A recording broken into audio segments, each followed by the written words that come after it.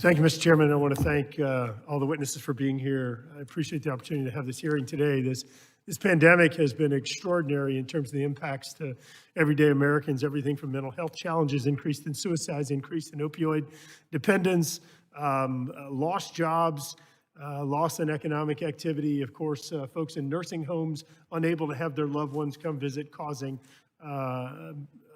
mental health as well as physical health problems. Good news, as the chairman noted, is that 130 million vaccines have already been prepared and available for Americans as of the end of this month. And we're on track right now to have all Americans access to vaccines by the summer, which is great news. Mr. Chairman, as you well know, back in April of last year, passenger flights were down 95%, year over year, looking at 19 to 20. Flights were down 60%.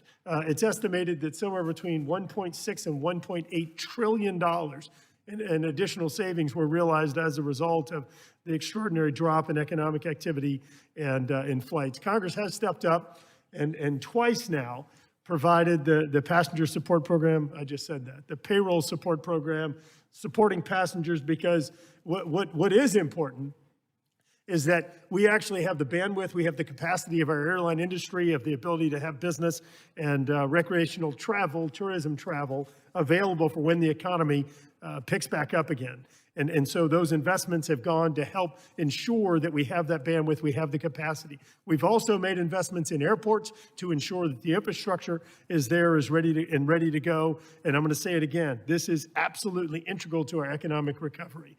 Now, something else that we need to be thinking about and considering much, and I'm interested to hear from some of the witnesses on this, is the fact that since airline passenger flights and travel has been down significantly, are we ready in terms of a safety perspective, the equipment that has been in storage or mothballed, the pilots that aren't getting the number of hours that they normally get, the other airline support workers, flight attendants and others, are we ready to go and to do it safely and to ramp back up quickly to 100% capacity? As the chairman noted, we don't need to just get back to where we were before. We have had extraordinary challenges in the aviation industry with some of the safety issues associated with 737 MAX, as well as all the statistics I just covered, including the 95% reduction in flights dating back to April of last year. But we have some amazing opportunities on the horizon and within the aviation industry. And of course, one of the biggest being unmanned systems and integration into our airspace. So looking forward to hearing the witnesses' testimony. And I just want to, again, reiterate what the chairman said in regard to helping us to think forward and project some of the needs out of this body to ensure that we're ready to go from a capacity and a safety perspective whenever the economy fully opens back up. Thank you, Mr. Chairman. Yield back.